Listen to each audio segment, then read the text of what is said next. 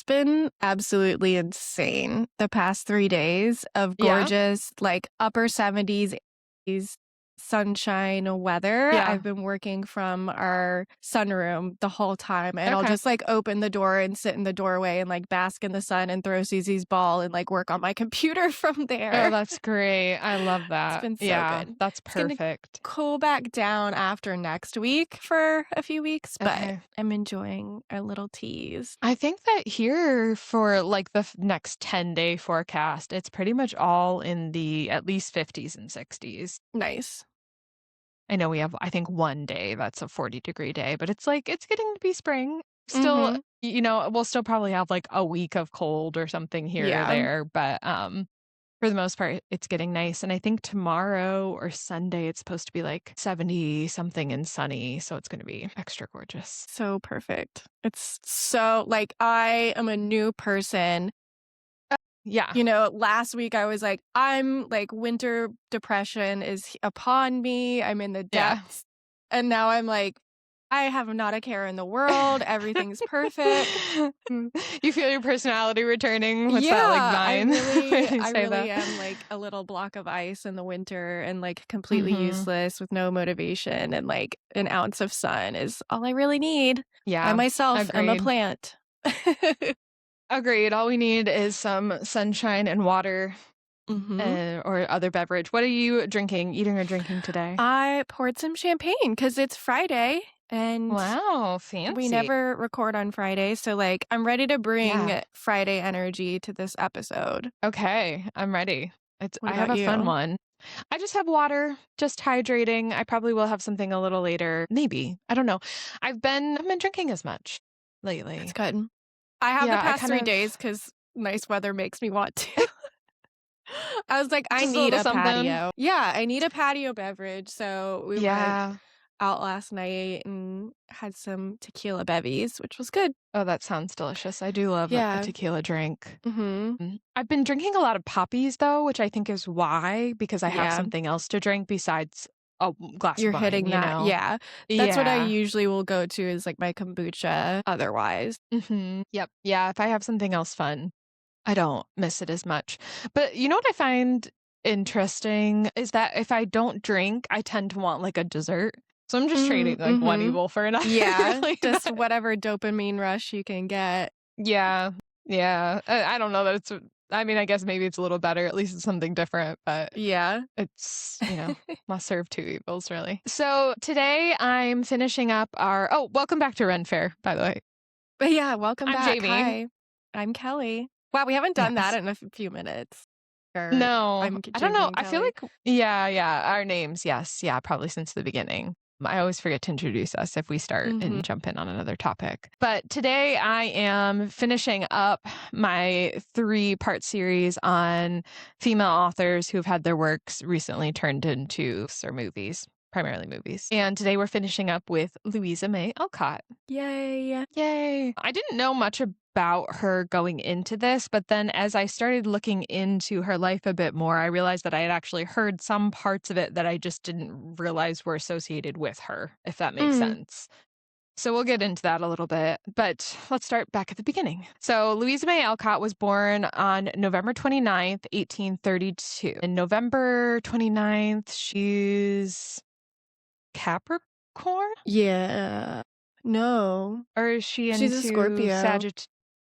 No, Scorpio? Sagittarius. No, you're right. A Sagittarius. Sagittarius? Okay, that's what I thought. I was like, are we into Sagittarius territory? I couldn't remember what the cutoff was. So Sagittarius, which I feel like makes sense going into her personality. You have to tell me if you agree at the end here. So she was born in Germantown, Pennsylvania, and she was the second surviving daughter of Amos Bronson Alcott, who was a philosopher, educator, and idealist, and Abigail May Alcott, a social worker, abolitionist, and realist in the more practical sense rather than her father Amos. Yeah. And I think it's funny because my sister-in-law's name is also Abigail May. Oh, that's cute. Yeah. I wonder what it would be to be a social worker in 1832. Yeah, I think she just did a lot of like volunteer work with people who are needy. And Makes that was kind sense. of the idea of what social work was back then. Yeah, that makes sense. But I think it's cool that she was also an abolitionist. Yeah, I feel like you don't hear about that very often with women as much. because they weren't provided the opportunity. So that was cool. So Amos Alcott was a committed transcendentalist, which is a very long word, who believed that children were inherently good and should be educated through dialogue rather than punishment. I love this. Yeah, I like it too. Transcendentalist. I feel like every time I'm saying it wrong. I think I am saying it right, but it's just it's a lot of letters to get out at one time. Yeah, because it's like Was kind of like, yeah, an enlightened ideal of people being able to transcend and be their better selves, essentially. And so it's, like we are saying, admirable, but unfortunately it didn't work out very well for him financially. Yeah. He was a little bit too idealist, maybe. Right. They're like hippies before hippies existed. Yeah, really. I feel like they had the vibes of hippies. And we'll get into it a little bit more. But he opened a lot of progressive schools that I imagine probably were like the beginning of what we would think of as a Montessori school. Yeah, Very, when you like, describe that free. philosophy, it feels a little bit like that. But just in the 1800s of it all. Right. So, unfortunately, his progressive schools repeatedly failed. He refused to compromise on what his ideals were for how children should be educated in order to make money. And so, as a result, unfortunately, his family lived in near constant poverty and a lot of financial instability. Not the greatest. Yeah. Understandable. Yeah. And then Abigail, the mom, who was known as Abba, kept the household running, as women would do in the early 1800s. But she did work and organize charity efforts and then quietly absorbed the emotional weight of that poverty and was really a supporting figure for like her daughters and her husband throughout all of that. So Louisa really adored and admired her mom. And Marmee in Little Women is very clearly modeled after Abba. Love that. Yeah, and we'll get into a little bit more on that as well, but you can see how much Louisa looked up to her. So the sisters. Louisa was one of 4 surviving daughters, and each sister heavily influenced the book Little Women. Anna Alcott is the one who is the Meg figure. So Anna Alcott Pratt, she was born in 1831, 1 year before Louisa. She's more responsible and more conventionally feminine sister. She worked as a teacher and later pursued acting as well, which is fun. She married John Pratt, which is mirroring Meg's marriage to John Brooks in the book. So we didn't stray too far, like she kept the name and everything. But Louisa sometimes felt that Anna embraced domestic life more comfortably than she could, which is understandable. So Anna was warm, steady, very socially adept, and very much the template for how Meg March is in motherhood and marriage. 1 second, time out, because I know, like, I'm thinking about Little Women via, gosh, what's her name? The director. Yeah, I literally have her name in here to talk about later. Yeah, hold on, let me scroll and I'll find it. I'm blanking on it right now. Well, we all know, like, the Little Women. Yes, yeah. That Little Woman. So I know that Florence Pugh is Amy, and then Saoirse Ronan is Jo, but I forget the other 2. Like, is that Emma Watson? Is Meg Emma Watson? I can't remember who the others are. I didn't think Emma Watson was in that, but she must be Jo. Let me find it. No, she's Meg. Oh, she is Meg? Okay. Yep, she's Meg. And then Beth is some woman I don't know. Eliza Scanlon? Yeah. Anyway, I'm trying to like picture them in my head, and I wanted to make sure. Yep. I was you're right. The right ones. So Saoirse is Jo, Florence is Amy, Emma is Meg, and then Eliza is Beth. Okay, perfect. Sorry, going continue. into it. And I'll figure out what the director's name is here soon. I can't believe I'm blanking on it at the moment. I know, we've been talking about Emerald Fennel so much. I know. I can literally only think of Emerald, but I feel like her name also starts with an E. And it's like on the tip of my tongue and I can't remember it, but it's somebody fine. We'll listening is yelling at us right now. Yes, which I do all the time on podcasts too. I'm like, it's this. Yeah, I do Why too. can't you hear me? And then Elizabeth Sewall Alcott is the Beth figure. So Elizabeth was born in 1835. She's shy, gentle, more musically inclined of all the sisters. And she contracted scarlet fever in 1856 after helping a poor immigrant family, which is the same storyline that we see in Little Women. She never fully recovered, and then in 1858, she died at only 22 years of age. So she thrived for 2 years before ultimately passing from it. Louisa, or Lizzie, as she was called, like the death of, or excuse me, Elizabeth, who was called Lizzie, her death was really, really devastating, obviously, as it would be to the whole family, but especially to Louisa. They just had that special bond. And so she was, in addition to Marmee, kind of the emotional center of the family, like we see in Little Women. And so it's very much her storyline is mirrored in Beth, and it was a very intense grief that everybody experienced because the family was so close. And then Abigail May Alcott is the Amy figure. She married in her last name, I think it's Nearker. It's a little bit of an interesting last name. She was born in 1840. She was a talented visual artist. She studied art in Europe, which again, you see in Little Women. She married a Swiss man, Ernest Nearker, which is probably why the name is so difficult for me. And then she died in 1878, shortly after giving birth to her child, which is really sad. Yeah. Abigail May, who they called May, because that was also the mother's name. She was ambitious, artistic. She was, like Amy's character, interested in beauty and like the finer things in life a lot more than any of the other sisters. And her relationship with Louisa had a lot of tension, just like Amy and Jo's does in the book. Louisa saw her as the baby of the family, and she was indulged, and she felt like she was more practical than all the rest of the sisters. And so that causes some conflict between the two of them. Right. Amy's artistic aspirations and eventual European marriage reflect May's real life, though Louisa softened certain elements in the book rather than maybe as harsh as they were in real life. So life in Concord, the family moved to Concord, Massachusetts, where they were neighbors with some names you might know, like Ralph Waldo Emerson, Henry David Thoreau, and Nathaniel Hawthorne.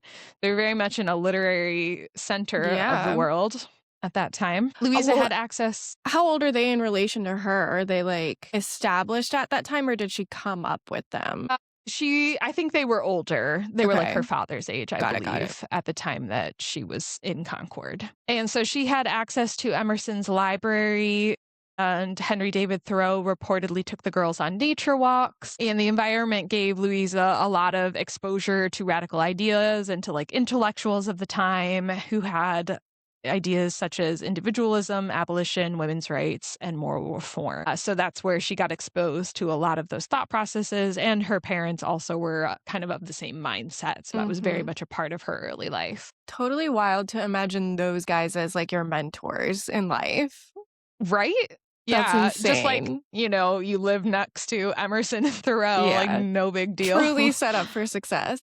Yeah, it's wild. So have you ever heard of Fruitlands or Fruitlands? I don't know. Okay. So I had heard of this before, and I'm sure I heard of it in the realm of Louisa, but I may have also, it might have been from researching more about like Henry David Thoreau and things like that I came across it. But in 1843, the Bronson family moved to a utopian community called Fruitlands. Fun. So yeah, community doesn't usually work out too well. Yeah.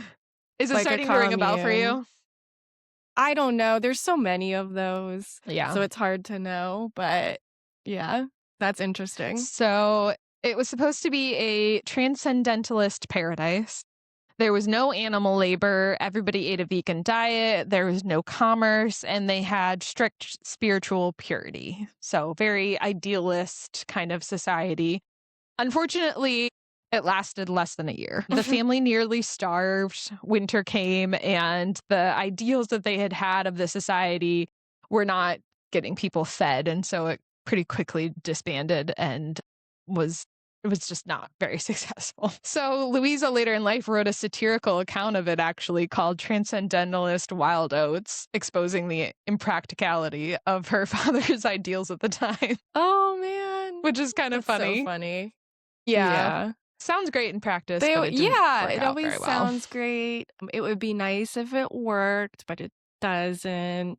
Yeah. So. I actually read something online. It wasn't like in a book or anything, but I read something today that said if your goal is community, you tend to ruin the community. But if your goal is just loving other people, you tend to build a really great community. And I was like, oh, interesting. That's so true. I know. Because you can't check all of that at the door. You know what I mean? Yeah. You can't, like, we're already in a capitalistic system and it's already shaped the way that our brains are. So it's really hard to undo that and go into a space where it's not a mine and yours situation in your brain. Right. Yeah. It's like if you have only the goal of that in mind, it usually fails. But if you can just have a goal of being there for other people, it's much more successful. So, as you can imagine, this experience also really shaped Louisa's life and thought processes. She became much more pragmatic about money, and she lost patience with a lot of the idealism that her parents had because she detached that from her ability to survive, really, and saw how damaging that could be. And again, you see that in Little Women. Like, Jo's very determined to earn money and make a living for her family, and she's kind of the one that's supporting them, like Louisa must have felt like she was. It also reminds me a little bit of The Glass Castle, and that memoir read of that. just, oh my gosh, are you serious? I don't think so. Put it at the top of your list. It's a memoir. Glass Castle. Okay. There's a movie and Woody Harrelson is the dad in it, but it's about, I think they're in West Virginia. They're a rural family and the dad has like all of these ideals that he likes to stick to, which means he can't hold a job and everything's like, you know, their house is like run down and he can't like take care of the kids and all of this. And like one of the daughter breaks away, the one who ends up writing the book. And it's just about that experience of growing up and trying to like Louisa is, separate from those ideals to like live a better life. Interesting. Yeah. I'll definitely check that out. That sounds right 10 out of 10 alley. recommend. Okay. I'll link it too for anybody who wants to, if I can find it to link. One of the best, maybe the best memoir I've ever read. It's really good. Okay. Yeah. I'm excited to look into it. So, because Louisa felt responsible to help support her family, she worked in her teens as a governess, as a teacher, domestic helper, and a seamstress, all to try to make ends meet for the family. She did not love domestic servitude and felt like it was a bit humiliating. And again, some of that resentment surfaces in the character of Jo and her desire to sort of escape the dependency on others for her source of income. And Louisa once wrote in her journal that she wished she could be a boy so that she could act freely and earn without restriction.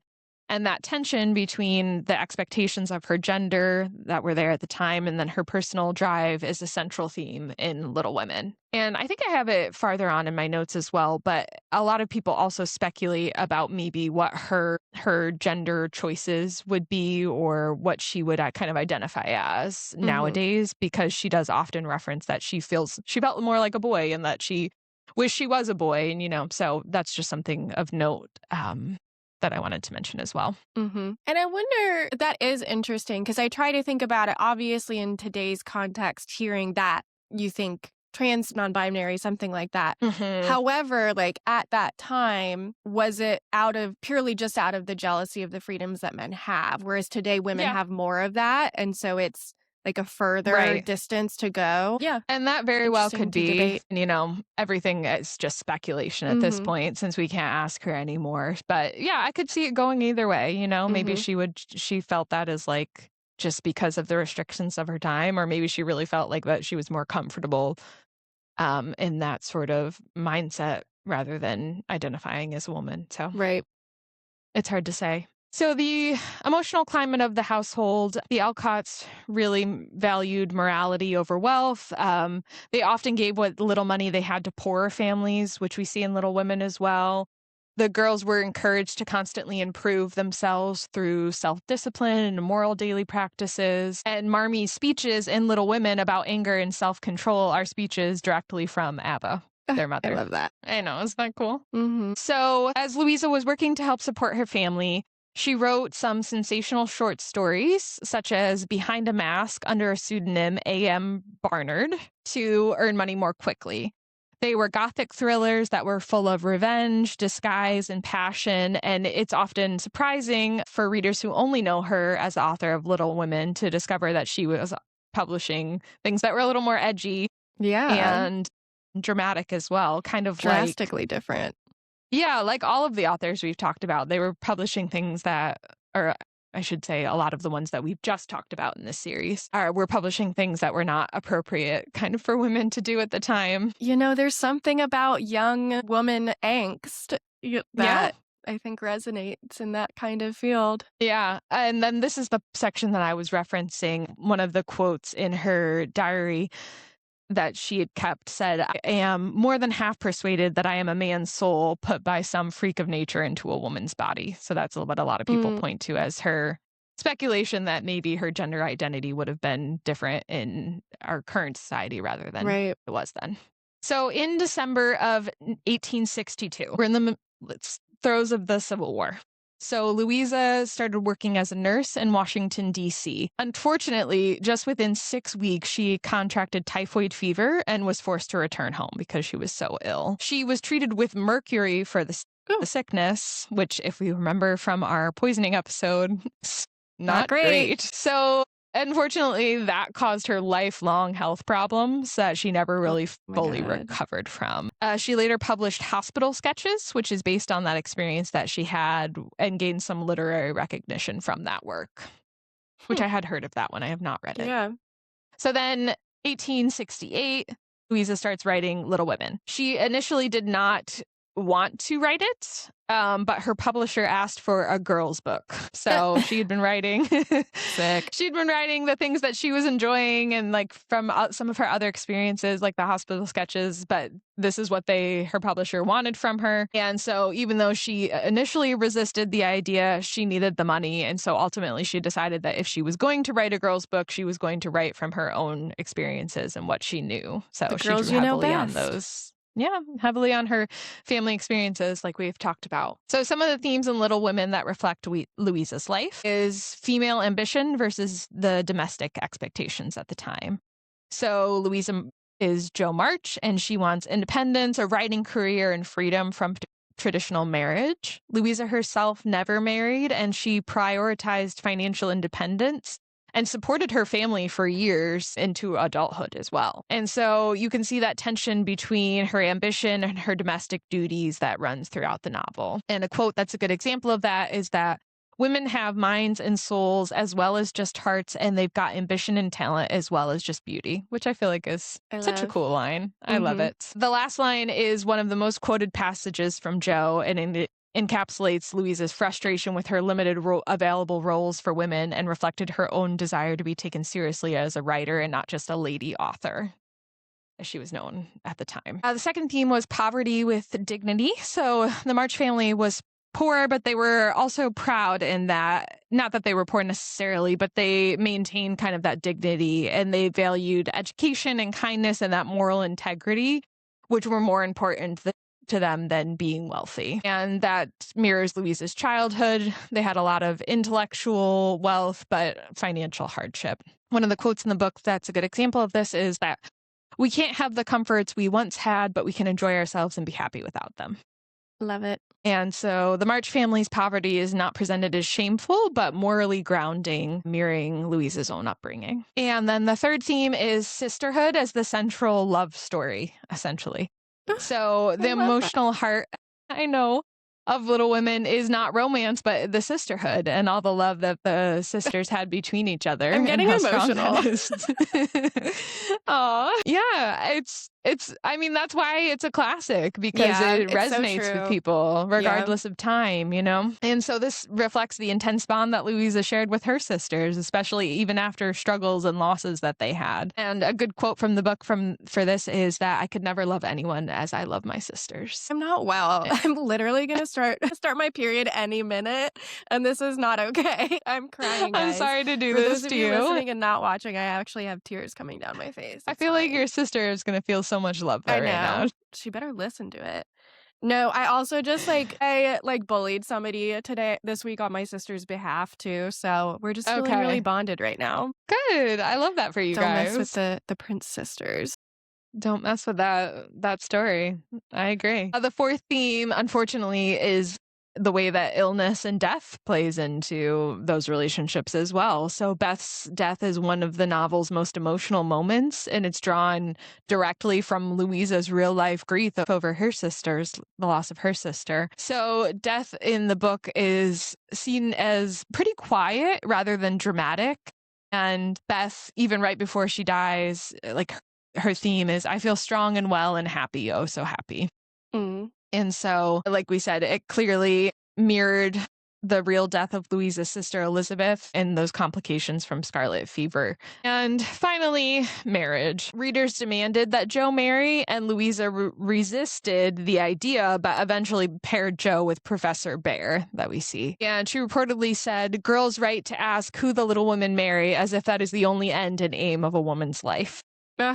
So she wasn't super thrilled with that. Many scholars argue that Jo's marriage was partly a concession to market expectations, which I think we can see from that quote seems pretty true. And a quote from the book being, "I don't believe I shall ever marry. I am happy as I am and love my liberty too well to be in a hurry to give it up," from Jo. Amen. Yeah, that line reflects Louisa's own resistance to marriage, and Louisa herself did never marry and often expressed ambivalence about romantic pursuits and domesticity. She just wasn't interested in it. And another good quote from the book surrounding that is, "One of us must marry well. Meg didn't, Jo won't, Beth can't, and I shall," which comes from Amy. So Amy's pragmatism and understanding of marriage as economic survival, which it really was at the time, reflects that reality for women in the 19th century. You know, somebody had to provide for the family. And unfortunately, marrying was how that happened. Greta Gerwig. I got to the section on the producer. Man. So Greta Gerwig directed the 2019 film Little Women, which I can't believe that was 2019. It does not seem that long ago. And when I saw that, I was like, is that right? That was like early on in like Florence Pugh. Like we weren't even in COVID yet. Yeah. It was like, I thought it was at least 21, 22. Like, I did not remember it being that early. Dude, time after COVID, though, is broken. I don't know. Yeah, my brain was not, I was like, that cannot be right. And it is. It's 2019. So the movie has a non-linear structure, which is different from the book. So we kind of go back and forth between timelines in the movie. And it emphasizes like the idea of memory more than straightforward storytelling. The meta ending. So Greta Gerwig adds ambiguity to Jo's marriage in the movie rather than having it be more closely aligned with how the book goes. Right. But I think that almost is a nod.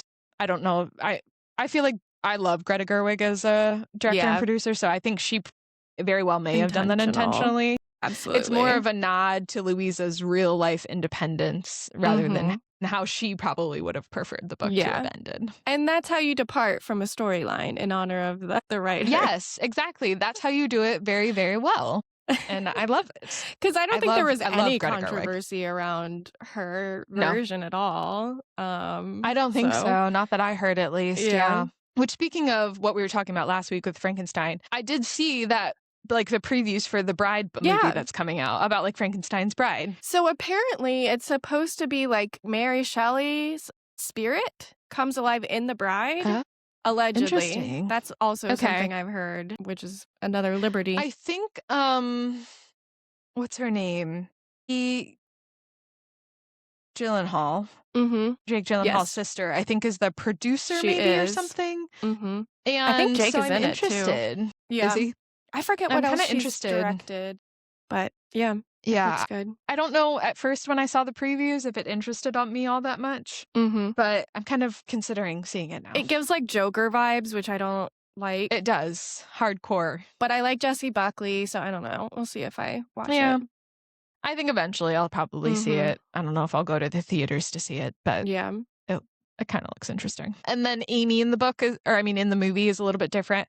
So she's portrayed a little more sympathetically and intellectually than she was in the book. Yeah. The film gives her a powerful monologue about marriage being an economic proposition for women, which is not really like explained as explicitly in the novel as it is in the movie. So yeah, those are the differences. But again, like we said, her art. So yeah, I know. Like we said, though, very pretty closely aligns with the book, with just some creative liberties taken. So one other interesting or lesser known detail that I wasn't sure where to put, but I thought was cool, was that Louisa was the first woman to register to vote in Concord after women gained partial voting rights there. Fun. That's really cute. Like, does she get a button? Like, what does that look like? I love that. I don't know what that looked like at the time, but she was the first one, which is like, good for you. That's fun. So moving on after the publishing of the book into Louisa's final decade, she was still caretaking. So in 1879, Louisa's youngest sister, who's the one who would be Amy, died in France just a few weeks after giving birth to a daughter. Louisa was nearly 47 at the time, but she took on Amy, or Abigail May's daughter, Lulu, brought her back to America and raised her as her own child, even being later in life at that point. So she stepped into the role of provider and protector.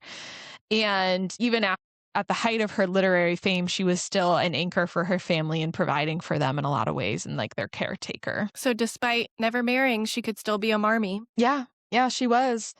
And she wasn't in great health herself. She never really recovered from her typhoid sickness and the literally mercury poisoning that she had. The compound that they used was called calomel.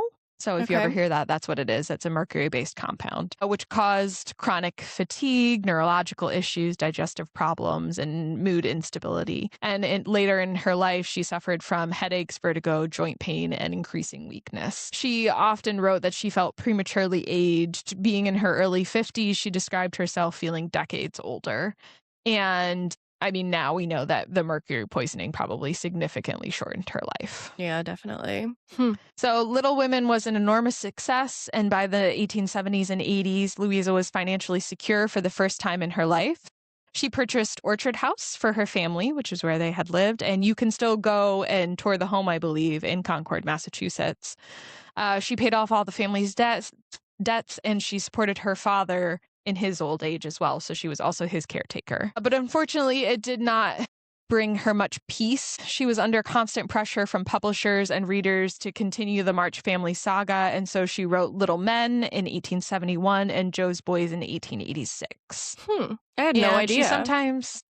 I had heard of Little Men before. I had not heard of Jo's Boys, but they're two, I think they're sequels to it. Sounds right. Kind of follow the family. Yeah. She sometimes expressed frustration that her thrillers were forgotten and that she was confined to this wholesome domestic book writing that she didn't want to be in the first place. How ironic. Yeah, but it's what was giving her independence, so she could continue to support her family, and so that's what she kept writing. Yeah, well, So her father, Amos, like I said, Louisa had spent much of her life caring for him and kind of compensating for his impracticality and idealism that put the family in a poor spot. I find it interesting that in the Little Women book, the father is not present. Yeah.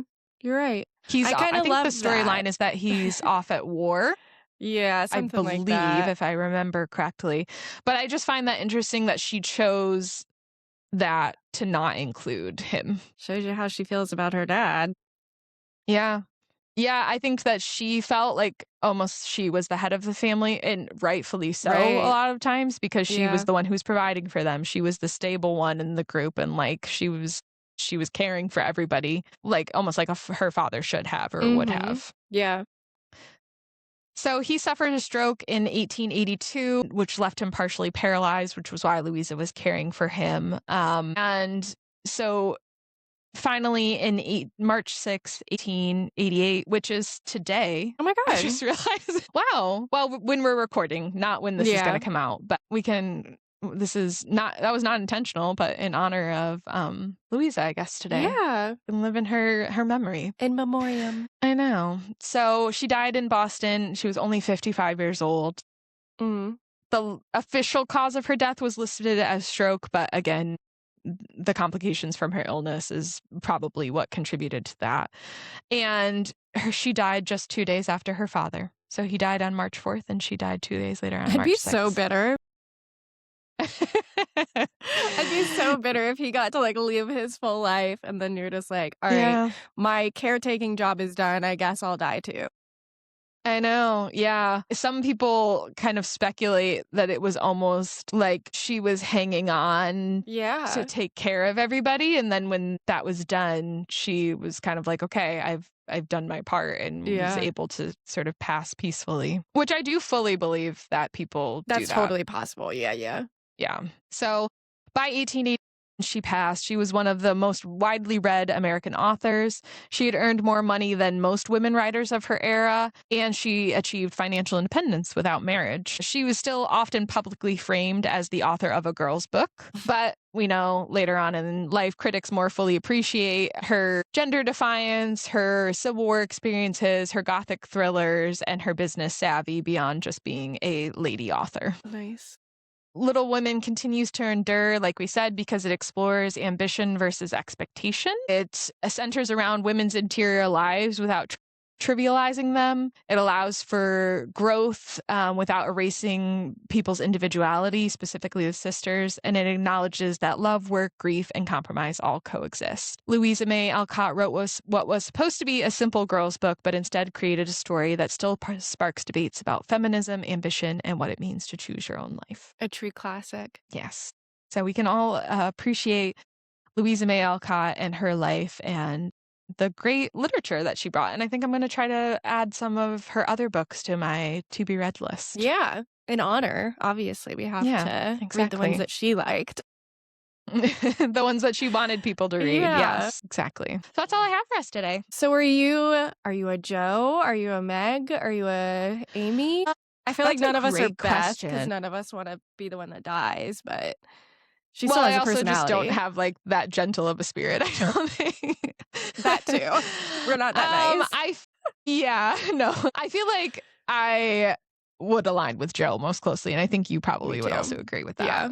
That you do as well. Yeah. For sure. Yep. I think sometimes I can be a little bit like Amy though too. In the pragmatic just in like certain aspects. way, for sure. Pragmatic and also like enjoying the finer things of life too as well. Maybe a little bit more, not like a girly girl, but a little bit more, I don't know what the word is, but you know what I mean. Yeah, it's like and because we live in a modern world, we can be both. Yeah, right. I don't think that would be possible for them. Because we can achieve what men can now, we can also enjoy those finer things because they're on our dime, whereas like in that situation, it's not on her dime kind of thing. Exactly. Yeah. No, totally agree. Even some of those quotes about like, even like, I never cared about getting married. Like that was not a priority for me. Like to be with men was never a priority for me in my youth. And it's almost like maybe in my youth, I was much more Jo. And now I have leaned as I've been older and found somebody who I can be feminine with. It's different now. Yeah. Yeah. So you would also say though more Jo and then maybe partly Amy, or do you identify with? Okay, I still my core is still Jo. I would say. Yeah, for sure. I agree. Default mode. Fun. That's a great question. Yeah. The other funny thing about this topic is that when we are speaking to Susan and referring to me, we refer to me as Marmee. Oh, really? Yeah. That's so cute. I love that. It's really funny. Yeah, it's such a fun. And I love that it's cute. Like her mom was called Abba or Abba, however they had said it, and then she kind of translated that nickname into a character in the book, as well. Yeah, so it's fun. I love it. Fun. Well, that was very cute. Thanks. I love Louisa May, but didn't know any of that. Yeah, like I knew more about Emily Bronte and Mary Shelley, so that was interesting. Yeah, I feel like she's very often forgotten, but her life is just as cool. Yeah. As everybody, like all the other female authors that we talked about. But I think it's because, which is sad, but I think it's because she wrote like a girl's book that people almost forget her a little bit more when talking about feminism. The wider community isn't going to talk about her as much. Yep. Well, at least we're giving her flowers. Exactly. Yep. And speaking of flowers, that's a great segue. Oh, yeah? We're going to talk about... What are you talking about today? The spring equinox. Oh, and Ostara and Easter and how they are or are not all connected. I think we have a pretty late Easter this year, if I remember correctly, right? It is, I think. I think it's like mid-April or something. End of, Or no, it's end of... I remember it being late. First week of April, maybe? I don't know. Let me look. Maybe it's early. Maybe that was it. I remember thinking like something was weird with Easter this year. Yeah. It's annoying that it's not the same day every year, but I know it's part of like the calendar. Or like the same week or something. Like I get that like Thanksgiving's not always the like same day. Wildly different. Yeah, it's super early. It's on the 5th this year. That's what it was. Okay. It's like much, much earlier.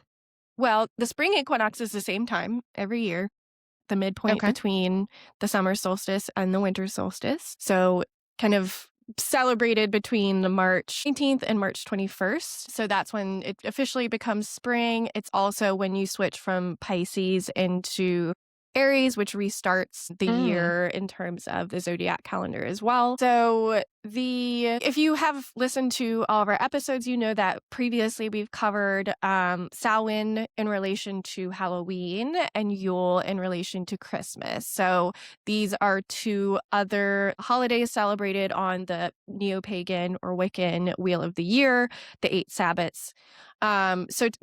Today we're going to talk about Ostara, which is the Sabbath that is celebrated on the spring equinox, but it isn't as cut and dry as the other two were once I got into it. Really? So we know that Samhain and those festivities directly influenced Halloween.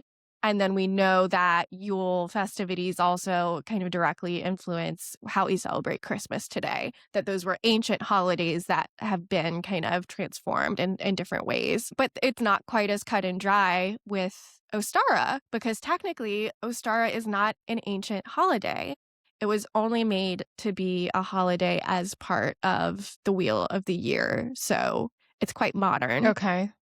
So while there Interesting. are clear connections to Easter, and we'll talk about them today, we can't say that thing that the blanket statement of like, oh, all of the Christian holidays are from pagan holidays that people like to kind of use. Like, it simply is not true in this case, which is fun. I can see that because I haven't heard, like, when we talked about Samhain or when we talked about Yule, I was like, oh yeah, I've heard that before, but like I've never heard that surrounding any of the spring holidays, so I can see that.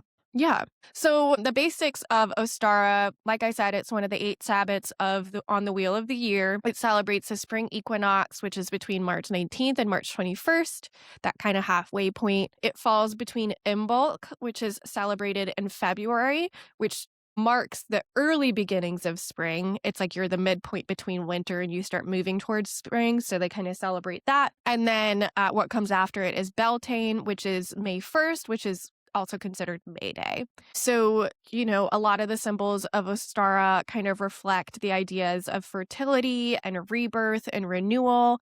It's marking the beginning of the agricultural cycle when farmers start to plant seeds and things like that. So very much around, spring themes. Very springy. Yeah, very springy. But yeah, it is not an ancient holiday like some of the other ones. It was formalized in like the 1940s and 50s and popularized around then. Very recent. Yeah. So while it does have pagan roots and we can look at some ancient mythologies that kind of tie into it, it wasn't actually a true holiday that like the Celtics were celebrating like the others. So the goddess that does connect with this, and there's actually kind of two that we'll talk about today. So there's Ostara, which is the namesake, but there's also Easter. It's Eostre.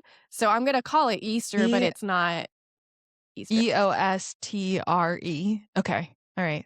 Gotcha. So it is believed that Ostara comes from the Anglo-Saxon word that references the Germanic goddess of spring, which is Easter. Easter. It sounds like I'm like adding a syllable into Easter. It sounds like you're saying it with like some very strange accent. Easter. Easter. So this concept of this goddess as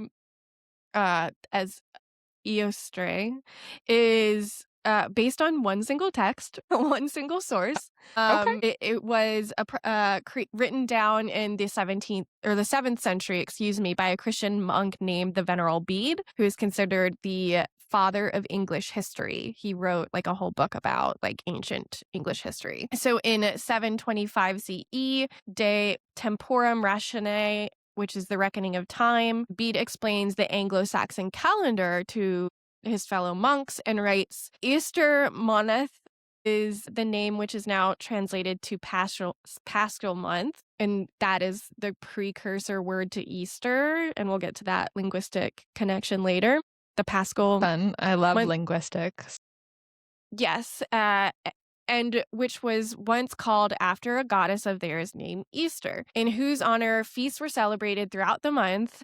And now they designate that season by her name, calling the joys of the new rite by the time-honored name and old observance. So he was like a reliable guy. He wasn't the kind of person who was going to like make up things. And he presented this as a matter of fact in explaining the calendar. So it wasn't even trying to like talk about pagans or anything like that. In fact, he was kind of like anti-heathen. And so he has no reason to make up a pagan god when he's a Christian. You know what I mean? Yeah. I wonder if it's one of those things where like it was very common knowledge for maybe a longer period of time, but nobody just wrote it down until then, you know? Because as we know, the Celts didn't write anything down. Most traditions were oral. So totally possible that this is a real goddess. We just don't see it anywhere else in historical reference. So we have that mention. And then it's not for centuries later that it comes back around. So the idea of it is revived in the 19th century. So we're fast forwarding 1,000 years. Yeah. And so the next major mention comes from Jacob Grimm, yes, of the Brothers Grimm fairy tales. Okay. But he did a lot of work tracing linguistic and cultural values in Germany to mythology. So he has a piece of work published in 1835. And in here, he links the Germanic goddess of Ostara to the Anglo-Saxon Easter, noting that in April, in Germany, it's called Ostermonat, the month of Ostara. So he wrote that the goddess seems to be therefore have been a divinity of the radiant dawn of uprising light, which is what spring is. It's the return of light. It's the halfway point to the longest day of the year. Others believe that Easter is likely descended from Husos, which was an ancient Proto-Indo-European goddess of the dawn. So again, as we talked about in God is a Woman conversation about all of the ancient goddess deities, we over and over again see the same goddesses representing the same things throughout, Europe and Western Asia. So this is no different. That's the same role of like the signaling of spring and the dawn. There is also Brigid, who is a Celtic goddess, who is actually honored during Imbolc. It's kind of become just a continuation of the celebration of spring because it starts at Imbolc in February and then continues through to March. Fun fact to add in here, it's Easter with the E is supposed to be the namesake for the female fertility hormone estrogen, which makes sense. Oh, interesting. Okay. Like the rebirth and the renewal, right? I guess, kind of translated represents into that. fertility. So yeah. Okay. Yeah. So we have this goddess who at least is mentioned twice. 1,000 years apart. And we kind of trace it back to this Proto-Indo-European goddess that could have been the precursor to these iterations. But it's so poorly documented. We don't have that many stories about her. There are a couple ones that have been created in the mythology since then, and I'll kind of talk about that. But it's hard to know what comes first in terms of these stories and whether they're trying to make sense of traditions that simply already existed. But before we get into some of those mythologies, I want to go back to Easter and how it does or doesn't tie in, because we've painted like this insane web now. I feel like Charlie Day in that meme, like with the map on the wall. All the string. Yeah, just like goddess, goddess, goddess. So obviously Easter and Easter sound very close. In fact, yes. I'm doing my best to differentiate them on purpose. But there are plenty of other words that could have been the precursor to Easter, truly.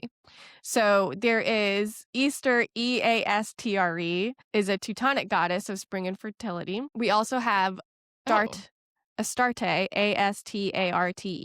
which is a Phoenician goddess, Ishtar, Babylonian goddess, and then Oster, the German equivalent. It's interesting that all of those different cultures had a very similarly named goddess. Yeah, and that's the thing. It's like we see it over and over again. Probably, yeah, all started as the same and just had translation differences as it traveled. Yeah, exactly. So while it may not derived from that particular goddess. In almost every other language, Easter is a variation for Pascha, which is derived from Pesa, which means Passover. So that month is Passover. Okay. So it is always tied to the religion. Like, it's not because these goddesses existed, basically. Okay, so do the goddesses come from the word Passover, or it's just two completely different concepts? It's we just call completely it Easter maybe different because concepts. of the yeah. Okay. Easter But we derived from translations of the word that means Passover. Okay, like gotcha. So it doesn't. I see. Yeah. Okay. I'm with you now. Okay.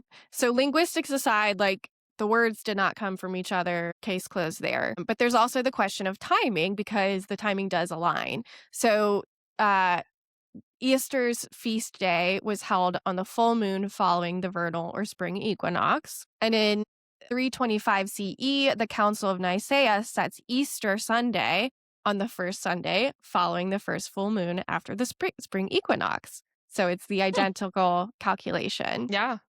So today, Easter can fall between March 22nd and April 25th, whereas Ostara is more fixed on the equinox. So again, while there's overlapping in naming and timing, it's not the same case as, like, Yule being turned into Christmas. Right. It's not quite as closely associated. So myth debunked. Interesting. But then we're going to circle back to the goddess stories and start talking about traditions and the symbolism and all of that. Because again, in all of these different communities, they have very different stories that you could attribute to some stories that happen in the Bible around the resurrection and things like that, and other areas of thought around the whole holiday. So in Rome, we have Sybil and Attis. I don't know if I'm pronouncing that right. It sounds kind of familiar Cybele, to me. Attis. So followers believed that Cybele's consort Attis, who was born of a virgin, died and was resurrected each year at the vernal equinox, which was March 22nd to 25th, according to the Julian calendar. And there was a whole festival called Hilaria that involved themes of death, mourning, and resurrection. Sounds familiar? It does. Very familiar. Yeah. In Greece, there's Persephone and Demeter, and as we know, Persephone's return from the underworld each spring is understood to be what causes Demeter to make the world bloom every time she returns.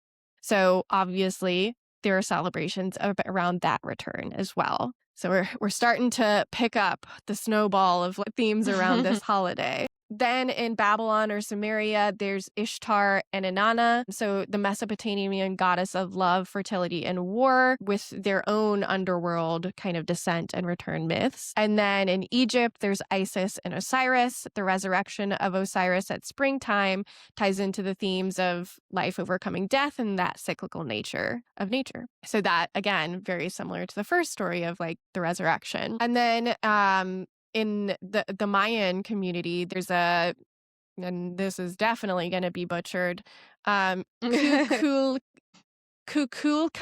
Okay. So as the sun sets on the vernal equinox, it casts a shadow on the northern staircase of the pyramids, creating an illusion of a serpent descending down steps. It's built around the astronomical calendar to honor this feathered serpent deity that is associated with fertility, rain, and the wind again. Oh, that's cool. Yeah. So we all love the spring equinox. Everybody around the world, we love it.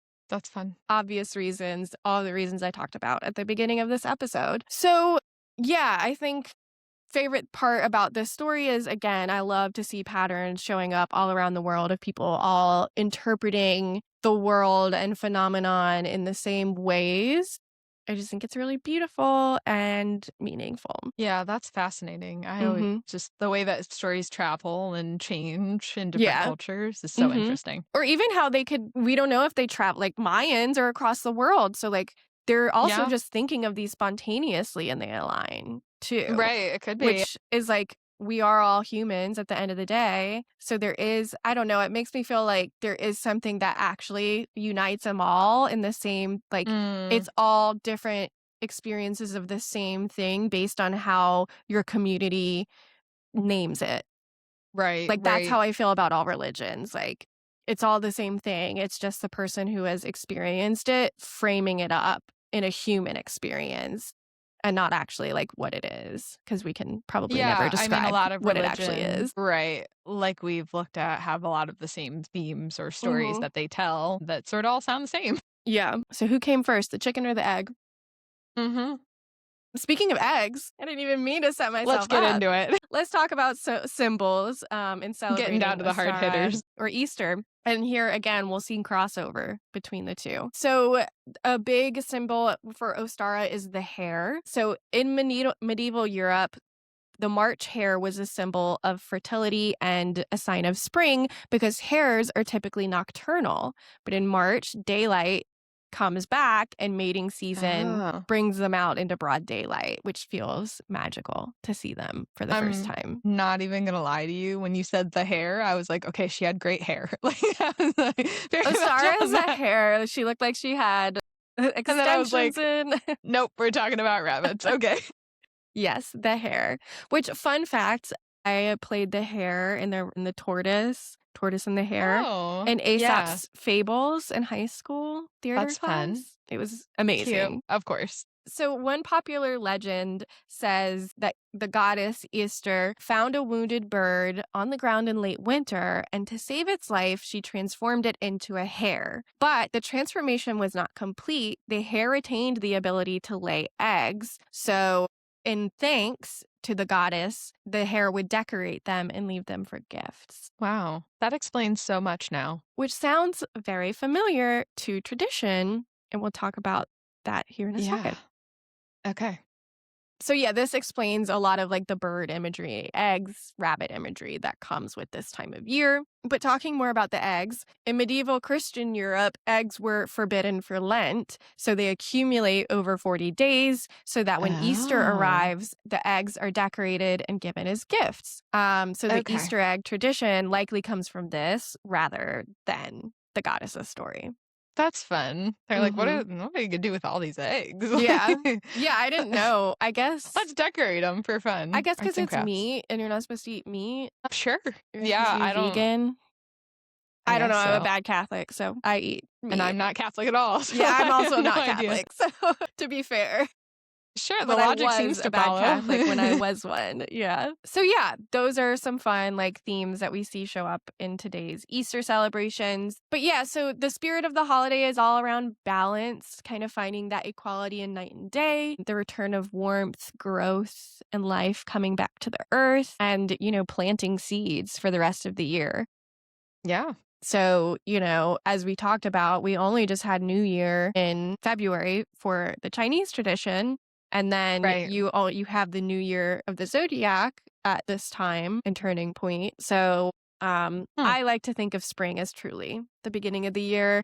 And your body does too. So like people who haven't done their New Year's resolutions yet, start now. You have time still. Yeah. It's time to get started. You always have time, but Exactly. we're encouraging it. So, some traditional ways to celebrate. If you want to honor Ostara this week that the podcast comes out, you can decorate your house with fresh flowers, early spring flowers. Okay. We already have can do some that. blooms that have started here. Last weekend, our purple crocus kind of peeked out, and I was Fun. so delighted. But other ones are similarly daffodils. Tulips come a little bit later, lavender. Those are all kind of early bloomers that you can try to decorate the house with. You can paint and decorate eggs, of course. There's always lighting a bonfire or candles to represent the return of light, planting seeds, whether that is intention or actual seeds. Start your garden. Take a nature walk, go outside and be thankful that winter is over and you survived and there are brighter days ahead. I have been trying to get back into my walks. It's still a little cold, like it's starting to warm up here. It's still a little cold for walking, but I just, even if I can go out for 10 minutes, I try to. Exactly. Yeah. So yeah, that's the gist. And, it's younger than it seems as we think of with most kind of pagan traditions. But really, it's a mid-century modern formulation made by some random guy who decided it should be part of a year and has no actual influence on Easter. So consider the myth busted. Well, I feel like we're so full circle because we started out this episode talking about how it's getting warm and we're loving the weather, and we're ending it talking about it getting warm and loving the weather and the fresh start. So the circle of life. It just fits together so perfectly. Yes. Just like this episode. It's true. Yeah, because I feel like Louisa May Alcott gives spring vibes in Little Women. Yeah. Like it's always like they're outside a lot and like and like Frankenstein is very winter. Yeah. As is, I know, we're ushering in Wuthering a Heights. new season. That's all we got. Very topical. Thank you. You could rate the show if you feel like it. You can hit a little bell icon if you're on Spotify and find out when our new episodes come out. If you want to follow us on Instagram, we are there at RenFairPod, and also on TikTok at RenFairPod, I believe. And if you want to, I forgot to mention this last time, we're not going to do video episodes on Spotify anymore because it seemed like people maybe weren't as into those. But if you would like to see the video, you can go to our YouTube channel, which is also at RenFairPod, and watch the video there if you prefer to listen and watch at the same time. But for Spotify, for now, we're just going to leave it as an audio podcast. So if you don't want to watch the video, you have options. Indeed. It was great to talk to you guys today. It was great. Have a happy spring. Enjoy the summer, the warmer weather, and we'll talk to you guys next time. Cheers. Bye.